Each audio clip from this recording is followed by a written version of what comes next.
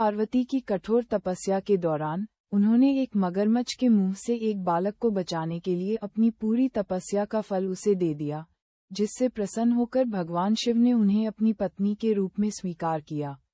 ये कथा बताती है कि सच्ची करुणा और निस्वार्थता से किए गए त्याग का फल अटूट होता है, और तपस्या का फल सिर्फ इच्छापूर्ति ही नहीं, बल्कि आत्मशुद्धि और परम आनंद की प्राप्ति भी है, जैसा कि पार्वती जी ने शिव को प्राप्त कर महसूस किया।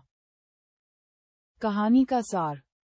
1. तपस्या का उद्देश्य। माता पार्वती भगवान शिव को पति रूप में पाने के लिए कठोर तपस्या कर रही थीं।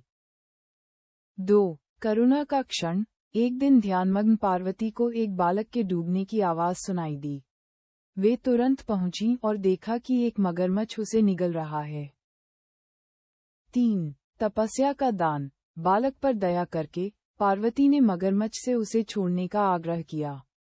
जब मगरमच्छ नहीं माना, तो पार्वती ने अपनी पूरी तपस्या का पुण्य फल उसे दे दिया। और 4. शिव का वरदान। इस महान त्याग और करुणा से प्रसन्न होकर भगवान शिव ने उन्हें दर्शन दिए और पार्वती को अपनी अर्धांगिनी स्वीकार किया। इस कथा से सीख। 1. निस्वार्थता और करुणा। ये कथा सिखाती है कि निस्वार्थ भाव से की गई सेवा और दया का फल सबसे बड़ा होता है, as seen in this story. 2. तपस्या का ट्रू मीनिंग। सच्ची तपस्या केवल शारीरिक कष्ट नहीं, बल्कि मन, वचन और कर्म से शुद्ध होकर अपने कर्तव्य और प्रेम के प्रति अडिग रहना है, as demonstrated by पार्वती। और 3. अटल निष्ठा।